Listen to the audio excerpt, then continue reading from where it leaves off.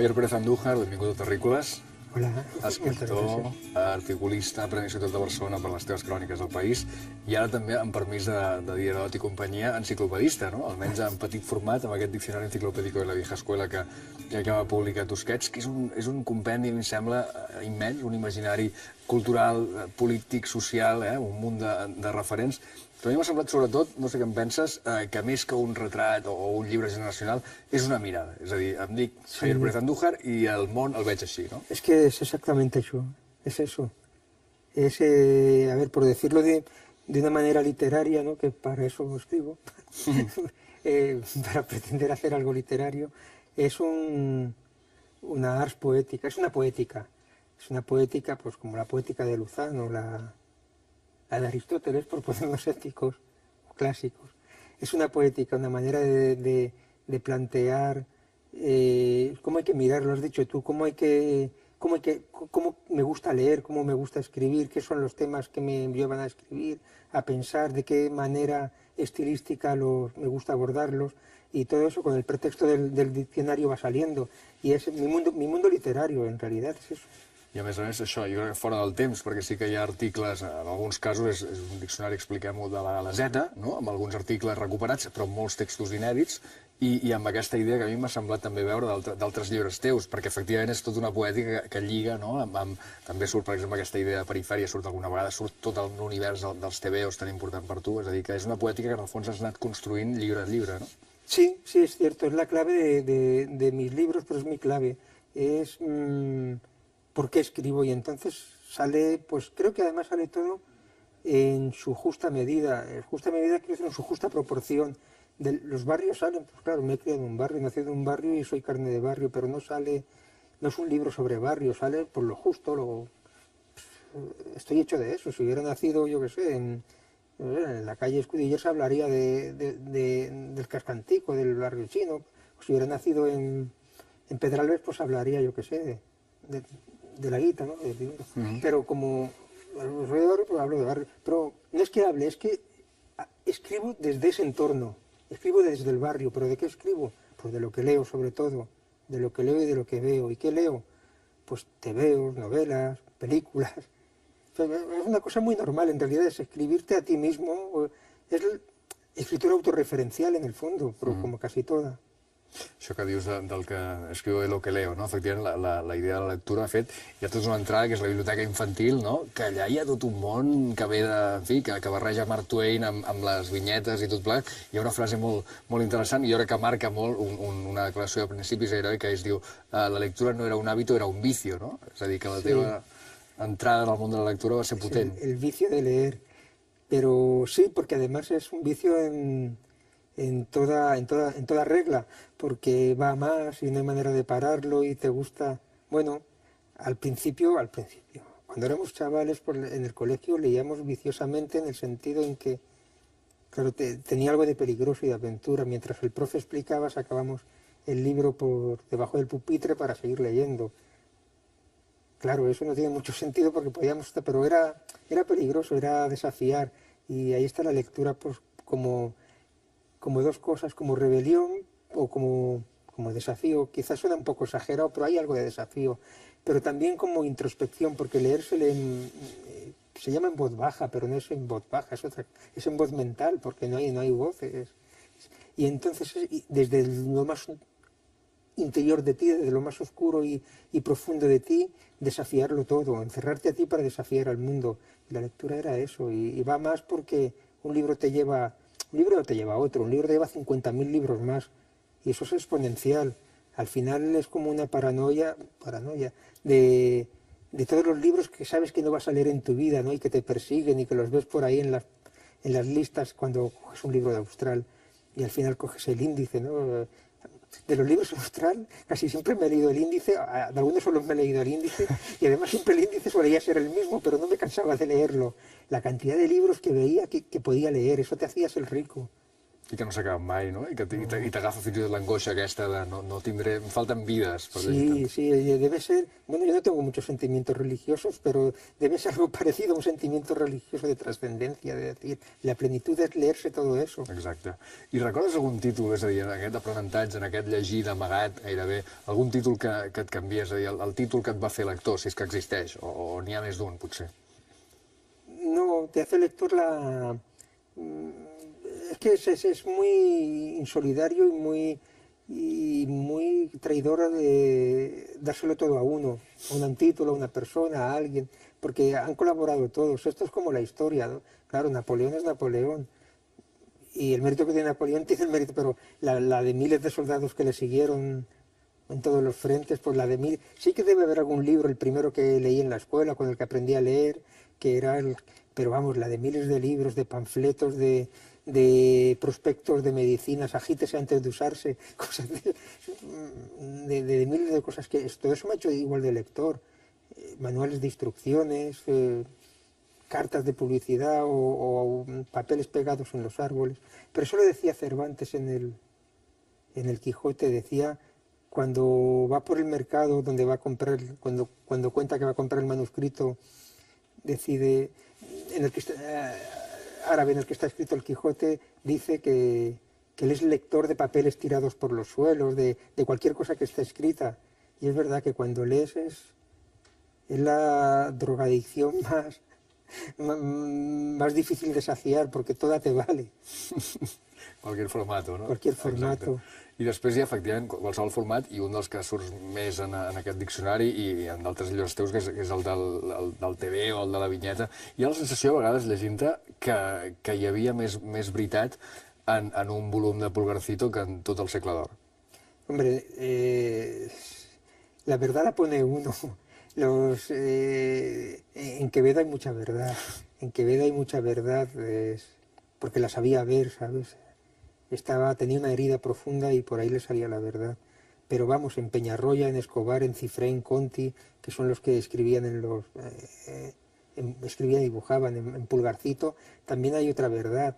Y si eres sensible a la verdad la ves, porque la verdad es la vida y una persona que crea, pues crear es sinónimo de vida, una persona que crea da vida. Y entonces si tú eres sensible a la verdad, ves la vida que ha dado ese creador. En Zipizape hay verdad, en El Gordito Relleno hay verdad, en...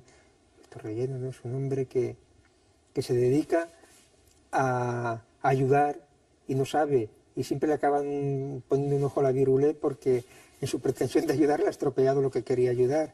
Pero también es un hombre que va solo por la calle, que necesita hablar con alguien, que se encuentra amigos, que no tiene casa conocida, todo le pasa en la calle.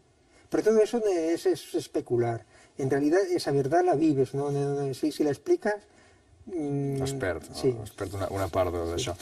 Després hi ha un altre món que dius, en un moment determinat, que treballa en los progres y yo a leer Tintines, ¿no? És a dir, com recordes la teva descoberta de l'univers Tintín? Sí, pero lo de que trabaje los progres me acuerdo de la frase porque viene de otra que hablo de Tintín como work in progress, porque va evolucionando, van añadiéndose personajes. Primero, me acuerdo, ahora salen los hermanos, no eran Hernández y Fernández, evidentemente no eran hermanos, pero se llamaba Hernández y el otro Fernández. Bueno, pues salen los policías Hernández y Fernández, sale el capitán Haddock, y es un work in progress, pero claro, yo como el inglés que se me lo he inventado por el work in progress, que trabaja en los progress, y por ahí llego a la conclusión de que, y Tintín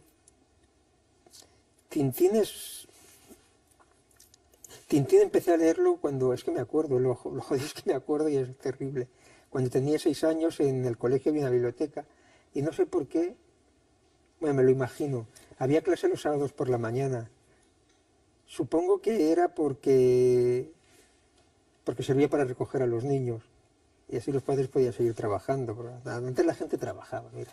Básicamente. Es una cosa que yo no sé si se ha olvidado, pero entre el paro y el ocio, el trabajo se ha quedado. Y en la biblioteca del cole había Tintines, con el mítico tomo de tela, lomo de tela. Y empecé a leerlos ahí. Además, digo Tintines en plural porque porque había muchos y no leías un Tintín, los leías todos. Y no sé qué pasaba ahí. Pasaba que lo que pasaba ahí era mejor que lo que pasaba fuera. Pero de alguna manera era mejor porque era ficticio. La ficción siempre es más llevadera que la realidad. Pero de alguna manera lo que pasaba ahí te estaba contando lo que pasaba afuera, porque en Tintín hay tráfico de esclavos, hay alcohólicos, hay puñetazos, hay peleas, hay persecuciones, hay peligro de muerte. Me acuerdo cuando vi la portada de Stock de Cock, claro, yo entendí perfectamente eso, porque ya había leído varios Tintines y los conocía a todos y los sentía muy míos. Entonces, a los personajes, entendí perfectamente lo que estaba pasando en esa portada, creo que lo entendí. Y la portada es negra y por el redondel de un catalejo se ve a Doc, a Tintín y al piloto, como se llamara, pidiendo socorro. Ves a tus héroes pidiendo socorro y de repente todo lo que había leído se cerró en bucle, porque tú vas a leer ahí, que leer es una manera de pedir socorro, y de repente los héroes que te están salvando desde la portada te piden socorro a ti y entiendes perfectamente de qué va la vida. Dices, vale, vale. Però Tintín és molt important. Està ben vist. No, tornarem a Stock de Cock per buscar-hi també aquesta mirada. És bonic llegint-te i sentint-te parlar. Tens aquesta, tant en la parla com en la prosa, aquesta evocació, jo diria, poetitzada del passat, però sense caure en un terme que no sé si estàs d'acord, se n'ha fet un abús actualment, que és la noció de nostàlgia. No? Quan veus una llauda editorial de llibres, que a més estan sota aquesta etiqueta, sota l'epígraf, hi ha llibreries que tenen un epígraf, llibres de nostàlgia, i veus que avui li diuen nostàlgia al Fosquitos, ¿no? Hi ha coses una mica estranyes. Sí, pues la nostalgia es una vulgaridad, es una falta de educación la nostalgia. Yo hablo de estos libros desde el respeto. La nostalgia es de pobres, y es de pobres en el sentido La nostalgia es la cultura del pobre en este sentido. Es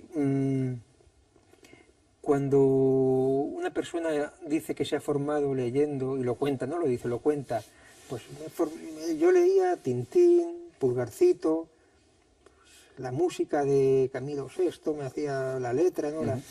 Entonces, ¡ay, la nostalgia, qué bonito! Si en vez de decir eso digo, no, pues mira, yo en vez de ver desde mi balcón el río, vivía en un piso de 200 metros cuadrados de la zona alta, y como mis padres tenían una profesión buena y eran profesionales liberales, pues yo me formé leyendo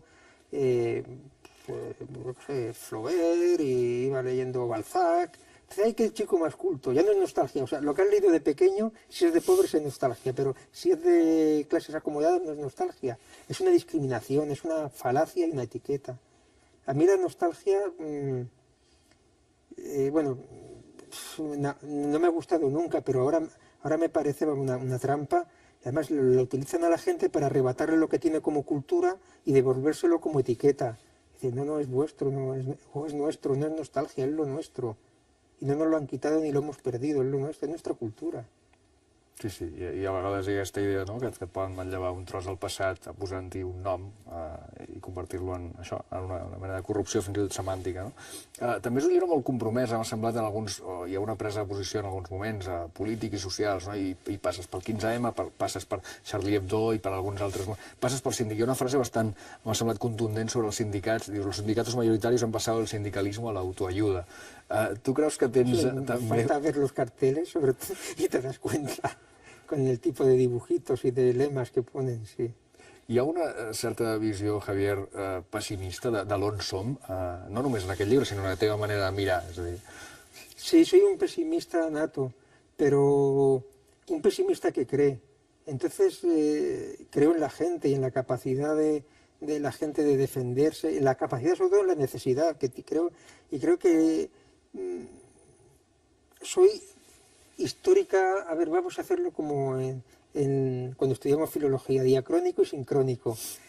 Diacrónicamente, que es a través de la historia, a través del tiempo, soy pesimista, porque me dejo llevar por esa sensación de fracaso que tenemos todas las clases subordinadas, porque seguimos siendo clases subordinadas, pero sincrónicamente en el presente, en el día a día, soy optimista porque creo en la lucha y creo en la defensa y creo en la gente, y sé que la gente por altruismo, lees el periódico, ¿no? Y de repente lees que un emigrante se ha tirado en Holanda, se ha tirado a un canal a salvar a un niño que se está ahogando. La gente da su vida por los demás, es brutal. Entonces creo en la gente, y a la larga, no a la larga, sino desde largo, desde que empezó hasta donde vayamos, pues yo qué sé, igual vamos a estar siempre siendo los mejores sin levantar cabeza, pero no me importa, seremos los mejores sin levantar cabeza.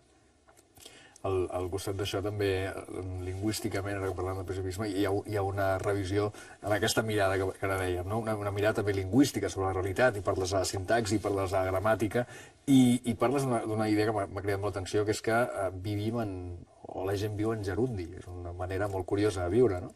Sí, es que me dedico a, claro, yo la formación que tengo es filológica, y entonces me defiendo con las palabras. A mí me hubiera gustado, con la sintaxis, con las frases, a mí me hubiera gustado ser marxista y ser entre sociólogo y economista para entender la sociedad, pero además cuando lo he leído lo entendía como poeta, he hecho a perder. Y entonces la realidad la interpreto a través de las 4 nociones que tengo de lingüística o de literatura, y eso me sirve, ese academicismo, esa disciplina académica de entender y de estudiar, es lo que utilizo yo para entender. Entonces yo hago análisis estructurales de la frase cotidiana, exacto, de la vida cotidiana. Y sí, a veces pienso que vivimos en gerundio, porque es el no hacer nada, todo está pasando, pero nada pasa, ni nada acaba, todo está... Por eso hay tanta gente de España que se llama Fernando. Exacte. Fins i tot a les xarxes socials, no? És una manera de... Fixa't que hi ha un cert gerundi exhibicionista que és allò de contemplando una puesta de sol. I tothom està fent alguna cosa en algun moment, no? Sí, però està haciendo algo que no... Absurd. Absurd, además, sí. També hi surten en algun moment, no? Les xarxes socials i en algun punt. Jo no sé si, per exemple, Twitter per tu és una mena de receptacle de malestar col·lectiu, o realment penses que és una eina útil, com m'imagino, com ho va ser, per exemple, si recordes, a l'època del Pásalo, l'SMS, que va... Com ho vius, això de les xarxes socials? Hacemos lo que hemos dicho antes de pesimismo y optimismo, y Twitter es un instrumento útil en manos de inútiles, pero bueno... A mí me sirve Twitter, me distrae mucho para ver qué pasa, pues gente, yo qué sé, muy rara que sigo, o que está muy loca, o que sabe mucho. Una cosa no es sinónimo de otra. Exacto, y pot ser complementari, ¿no? Sí, pues son listas diferentes, pero los que saben, no estoy intentando mezclar. Los que están muy locos son muy divertidos, y los que saben mucho también son muy divertidos, pero... Y sigo pues gente que cuenta cosas que me distraen o que me gustan o que me interesan, y lo sigo, pues, además gente que en mi vida me hubiera imaginado ni que existían, o que sabía que existían, pero antes no tenía accesos a ellos y no te suscribías a su revista especializada de arqueología de Minnesota y no sé qué, y ahora tienen en Twitter eso y te enteras de cosas muy, muy distraídas. Sí, sí, això està... Per aquí va bé, més que Facebook, potser, en aquest sentit. Facebook me gusta que las cosas duran más porque pones ahí una foto y se puede ver. En Twitter todo dura lo que tardan en caer los otros 140 twitters, sí. Ya no digo caracteres. Sí, sí. Twitter es sincrónico en aquest sentit. Sí. El Facebook, pero lo que pasa es que el Facebook es sobre todo pasto de pesados, se me dan unos tostones la gente ahí. Sí, sí, és una altra escola, no té res a veure amb aquesta. Aprofitant que és un diccionari, he tret algunes entrades del diccionari i d'altres que no surten aquí, perquè regales ja algunes definicions en forma gairebé de flaixos, conceptes breus. Per exemple, Poe Edgar Allan. Bueno, pues me voy a tomar con calma. El primer sí, es que muy importante, has dicho, además, me estás evidenciando, y ahí está, Edgar Allan Poe. Todo lo que te he dicho hasta ahora era mentira, porque te he dicho que no hay un Napoleón de la literatura que te lleve hacia adelante, que todos importan, pero si tuviera uno sería Poe. Para mí fue muy importante Edgar Allan Poe, muy importante. Es la escritura, la escritura hasta el final, hasta a la vez que descubrías sus novelas, te enterabas de su... No sé cómo te enterabas de su vida, porque ni teníamos enciclopedia de Twitter por rumorología, por solapas, y veías que ese hombre que la escritura era él, hasta morir. Carpanta. Carpanta... Carparta... ahora me Carpante. es lo tengo muy asociado a un fotógrafo, a Eugeni Forcano, Sí, home, i tant. porque vivía, ahora vive por Calella, pero vivía cerca de la iglesia esta, ¿cómo se llama el amigo de Protasio? Pues que era el amigo de Carpanta, y vivía cerca de esa iglesia. Yo cada vez que iba a visitar a Forcano, cuando había ido, no que fuera siempre, cuando había ido a visitarle, pensaba que curioso que la iglesia se llame así. Pero luego me enteré que Escobar también vivía ahí cerca y entendí que había sacado el nombre del compañero de Carpanta por la iglesia de Bisbas i Villa, és la calle del Villa. Sí, senyor, Forcano. Crec que la solapa de los príncipes valientes, del teu primer llibre, surt una fotografia Sí, és emocionante, de Forcano, sí. molt bonica. Sant Adrià. Sant Adrià, que és ¿cómo se llama? Mi gran cañón del Colorado. És bonic vist així, tots en tenim un, no? Sí, además con las torres. Literatura. La literatura. Te iba a decir que es la vida, pero no es una curiosidad, pero si no es la vida, es mi manera de entender la vida, eso sí. Música. En surt molta música en aquest llibre. Es mi vida paralela. Es la vida que no... Es la vida de la que me salí porque no cabía. Porque, o sea, como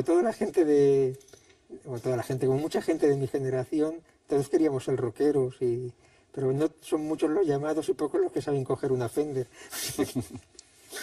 Però és que aquí, per exemple, recordo que surt Ràdio Futura, però també Philip Glass, és a dir, que les músiques que t'han interessat també, no?, són ben diverses. Sí, pero tampoco puede ser, en la lectura también, no puede ser dogmático, no puedes decir que solo lees un tipo de literatura o un tipo de música. Si te llega, pues te dejas llevar. Patriotisme, Javier. Patriotismo, yo no tengo ninguno, eso va como va, no es como la caspa que te sale, es diferente, toma uno el que quiere. No, se va como va, yo no tengo. Enganyapichanga, això sembla gairebé dit per Haddock. Sí, pero es una palabra, es un latinoamericanismo, es un americanismo. Entonces me gustan las palabras largas, difíciles y exóticas para nosotros, que tienen hasta 4 sílabas. Sí. Me encantan. Recordo que aquesta paraula surt aquí i et deriva a 4 paraules. Ver no sé què. Es una eléctrica. Exactament. Porque vas pasando de una a otra y luego te das cuenta, incluso hay un chicane que te cruza, pero luego te das cuenta de que estás en un bucle y no vas a salir nunca. I que no trobes la definició. No, ja ho he patit. I Barcelona, acabo aquest petit... Barcelona 2016, perquè hi ha moltes Barcelones. L'actual. Pues si Sant Adrià era mi cañón del Colorado, Barcelona, el cielo protector. Caram, sí. Necessitem, exacte, dos retrats ben diferents. D'aquesta Barcelona, ara recordava que fa 50 anys que van d'arribar, de la desaparició del Somorrostro. Tu tens la sensació que en part la Barcelona actual ha maquillat una part important del seu passat? Sí, lo maquilla permanentemente.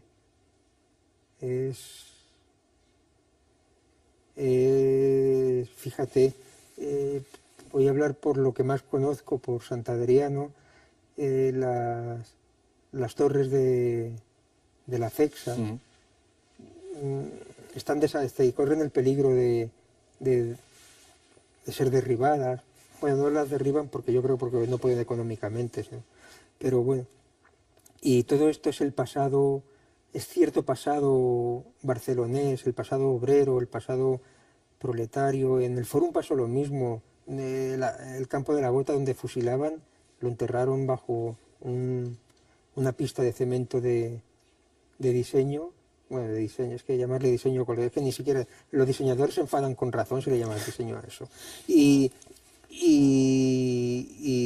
tuvo la gente que reclamar para que se le pusiera luego una placa, que ya ves que poner una placa es como darle un fideo, ¿no? Una placa, tío, o sea, alguien que te dice que tiene hambre no le puedes dar un fideo, hay que hacer algo de verdad.